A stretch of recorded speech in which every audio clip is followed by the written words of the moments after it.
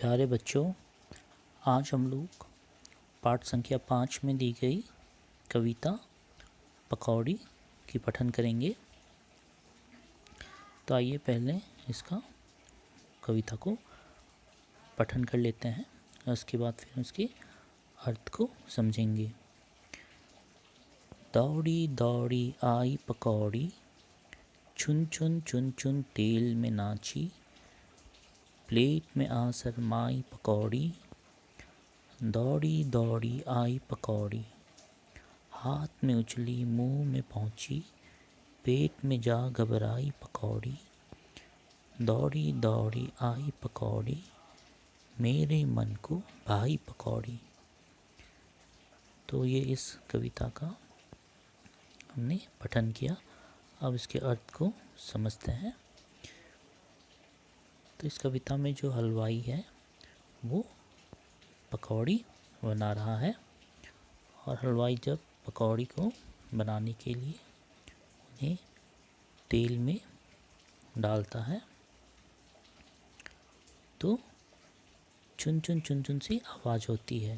जो कविता की पहली 4 पंक्तियां हैं, दौड़ी दौड़ी आई पकौड़ी, चुन चुन चुन चुन तेल में नाची। तो हलवाई जब पकौड़ों को तेल में डालता है बनाने के लिए तो ऐसा लगता है मानो वो तेल में नाच रही हो। उसके बाद की पंक्तियां हैं, प्लेट में आ शरमाई पकौड़ी, दौड़ी दौड़ी आई पकौड़ी। और उसके हलवाई जब पकौड़ी बन जाने के बाद उन्हें तेल से निकाल कर जब प्लेट में रख देता है तो ऐसा लगता है मानो पकौड़ी हमसे शर्मा रही हो।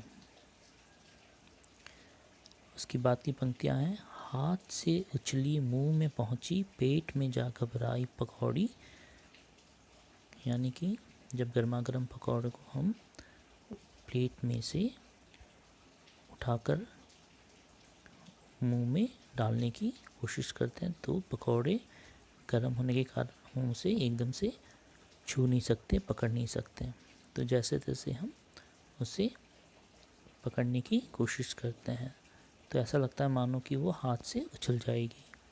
और उसके बाद वो उसे जब हम मुंह में अपने डालते हैं और उसे चबाकर खा जाते हैं तो कहा गया है पेट में जा घबराई पकौड़ी की। अब जब पकौड़ी हमारे पेट में पहुंच गई है तो वो घबरा रही है। और दौड़ी दौड़ी आई पकौड़ी, मेरे मन को भाई पकौड़ी। और हम जब पकौड़ी को चबाकर खा लेते हैं तो हमें बहुत ही आनंद होता है, अच्छा लगता है। तो ये छोटी सी कविता दी गई थी पाठ संख्या 5। तो इसका हमने पठन किया और इसके सरलार्थ को हमने समझा। तो आपको इस कविता को कंठस्थ कर लेना है। धन्यवाद।